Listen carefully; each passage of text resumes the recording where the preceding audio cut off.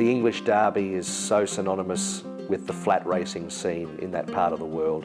And our Victoria Derby is older than our most famous race, the Melbourne Cup. And there's something about Derby Day. It's the first day of the 4-day carnival in Melbourne that's world famous. It means so much to Melburnians, it means so much to racegoers. And the Victoria Derby is the centrepiece on probably the best day of racing that Australia has. Star keeps responding, Super Cool can't get him, and 5.5 Star won the Derby. So as the caller, you go in pretty nervous, and it's a day that you want to get absolutely right.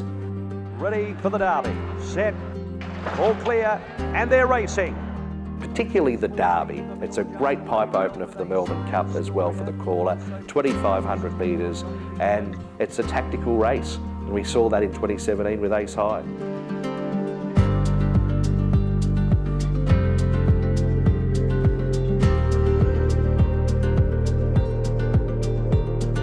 Tye Angland I used to call when I was a young broadcaster in New South Wales, particularly around Hawkesbury and Muswellbrook and places like that. And he came from a farm just outside of Wagga Wagga, but was a very good horseman. And from that point on, he reminded me a lot about Hugh Bowman. I used to call Tye Angland the young gun Tye Angland.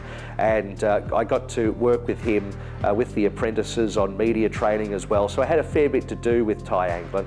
And as you could see with the Ace High ride, he belied his years. He was a young star that was riding against the big boys and was a fantastic jockey, and the way he was going to be one of our great jockeys. Too hard, main stage, second last, and Wolf Toners at the end. Johnny Vinko. He put Ace High in the most magnificent spot, but things got a little bit tricky at about the 1,500 metres. Speed came around the field and that shuffled Ace High back. And the winning move really from Tye was to get the horse out into clear air. From about Chiquita Lodge to the home turn, he was out of trouble and gave Ace High the opportunity to build that momentum and surge past them. And boy, he saw out the 2,500 metres so strongly. Ace High in the middle, followed by Astoria main stage. Sully grabbed by Ace High. Sully and Ace High at the 100. Ace High takes the lead from Sully, then Astoria for Saro, but it's Ace High. Ace High has won the Derby. To have the responsibility of calling the Melbourne races like a Victoria Derby and a Melbourne Cup, it's a pressure, but it's also a privilege when you go back to the voices. Racing in the 83 Derby. My granddad would always tell me how good Eric Welsh was. They used to call him the voice. Of course, Bill Collins, who transcended horse racing and had that magnificent voice.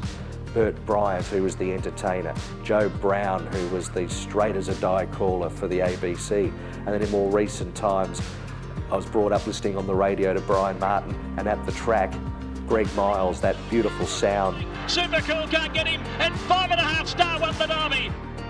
It was the spark for me. I would sit in the grandstand in the hill stand and hear Greg's voice and hear him on the ABC and think, that's what I want to do. So to walk in on Derby Day at Flemington, it's still, when I sit here and think about it, actually quite surreal that I'm doing it, because it's literally living the dream.